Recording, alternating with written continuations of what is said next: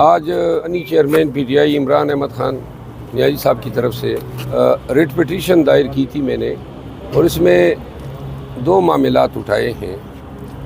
ایک تو عدالت کو آج ہم نے آگاہ کیا کہ گزشتہ 3-4 ماہ کے دوران جو وکلاء خان صاحب سے ملتے آئے ہیں اور کیسز میں ان کے ساتھ مشاورت کرتے رہے، کسی ایک موقع پر بھی جیل حکام نے ہمیں خان صاحب سے علیحدگی میں ملنے نہیں دیا۔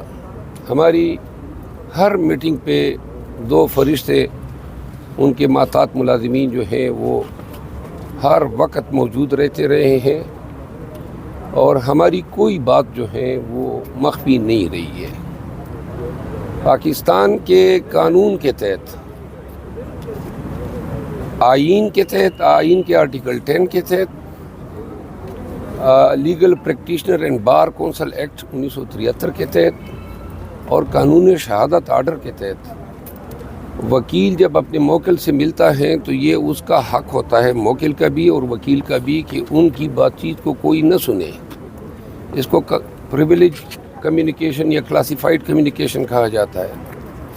تو یہ خان صاحب کا حق ڈینائی ہوا ہے اور وکلاء کا بھی ڈینائی ہوا ہے۔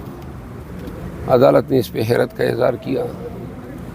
عدالت کو ہم نے یہ بھی آگاہ کیا کہ نہ کہ صرف ہمیں کبھی بھی خان سے علیحدگی میں ملنے نہیں دیا گیا، بلکہ ان 3 ماہ میں کوئی کاغذ تک لے جانے کی اجازت نہیں تھی۔ اب 185 کیسز اس وقت خان کے خلاف درج تھے، اور بہت سارے کاغذات ان کے سامنے رکھنے ہوتے ہیں، ان کو آگاہ کرنا ہوتا ہے۔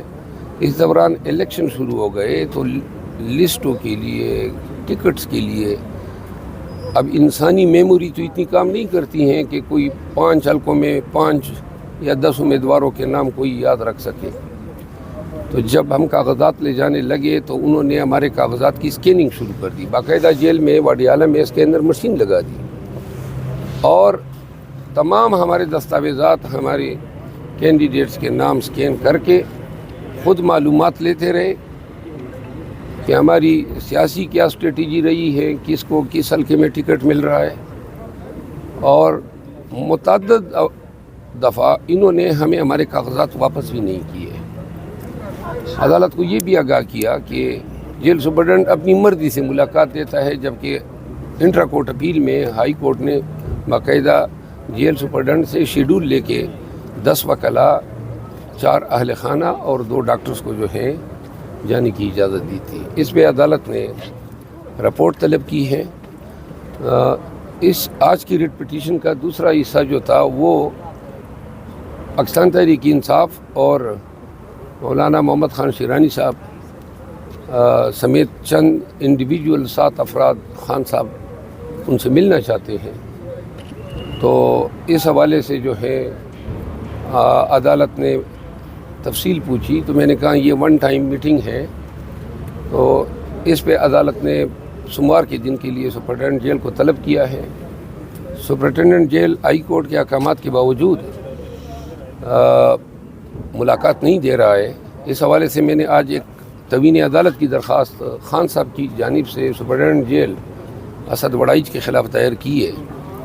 اس میں بھی امید ہے کہ سنوائی منڈے کے دن ہوگی۔ تو یہ آج کی صورتحال ہے۔ اس کے علاوہ ایک اور پٹیشن آج ہم نے دائر کی ہے، اور ایک پٹیشن ابھی میں سپریم کورٹ میں دائر کرنے جا رہا ہوں 184(3) کے تحت، جو میں نے اپنے طرف سے کی ہیں، اور پاکستان میں جتنی بڑی یہ نتائج میں دھاندلی ہوئی ہے، اور اس میں میں نے الیکشن کمیشن کے چیف الیکشن کمشنر اور ممبران الیکشن کمشنر کی تقرری کو بھی چیلنج کیا ہے۔ پاکستان کا قانون ہے کہ جو شخص ایک پنشن لیتا ہو وہ دوسرا فائدہ نہیں اٹھا سکتا ہے، اور ایک قانون یہ بھی ہے سول سرونٹ کا کہ جو ریٹائر ہو جائے وہ 2 سال تک کوئی دوسری ملازمت نہیں کر سکتے ہیں۔ پھر جو 2 وکلاء ڈائریکٹ الیکشن کمیشن میں مقرر ہوئے ہیں، ان کے حوالے سے بھی قانون کے تقاضے پورے نہیں ہوئے ہیں۔ اور اس کے علاوہ میں نے 184(3) میں یہ بھی استدعا کی ہے کہ سارا معاملہ جو ہے وہ فارم 45 کا ہے، اور فارم 45 الیکشن کمیشن کے پاس موجود ہے، تو اپنی فارم 45 دیکھ کے وہ الیکشن کی عذرداریاں جو ہیں وہ ڈیسائیڈ کر سکتے ہیں، لیکن کل سے انہوں نے وہ کام شروع کر دیا ہے کہ جی ٹریبیونل بن گئے ہیں اور اب اسٹینڈرڈ آرڈر ہوگا، تمام پٹیشن جو ہے وہ ٹریبیونل بھیجے جائیں گے. تو یہ گزارشات ہیں. اچھا مروت صاحب بتائیے گا کہ رات گئے عمران ریاض صاحب کو دوبارہ گرفتار کر لیا گیا ہے، کیا کہیں گے اس کو؟ عمران ریاض حق اور سچ کی آواز ہیں، اور عمران ریاض جیسے لوگوں کی بار بار گرفتاری بنیادی انسانی حقوق پہ انتہائی ظالمانہ جابرانہ حملے ہیں. عمران ریاض نے کافی تکلیفیں اٹھائی ہیں جمہوریت کے لیے، انسانی حقوق کے لیے، ان بنیادی شہریوں کے بنیادی حقوق کے لیے، اور نہ وہ کوئی سرکاری ملازم رہا ہے. FIA نے غالباً ان کو اٹھایا ہے، لیکن اس عمل میں جو تقویت دینے والی بات ہے وہ یہ ہے کہ اس دفعہ ان کی گرفتاری فارمل کی گئی ہے اور وہ مسنگ پرسن کے زمرے میں نہیں آئے گا، تو لہٰذا 3-4 دن میں امید ہے کہ عمران ریاض صاحب باہر آ جائیں گے. مریم صاحبہ آج وزیر اعلیٰ بننے جا رہی ہیں پنجاب کی، اور رات کو ہی صحافیوں کی گرفتاریاں شروع ہو گئی ہیں، کیا کہیں گے اس پہ؟ جی میرا خیال ہے آج تو ڈپٹی اسپیکر کے الیکشن کا شیڈول جاری ہوگا، لیکن ان خاتون سے یہی ہمارے خدشات ہیں. منتقم مزاج ہیں. عمران ریاض پر بات ختم نہیں ہوگی.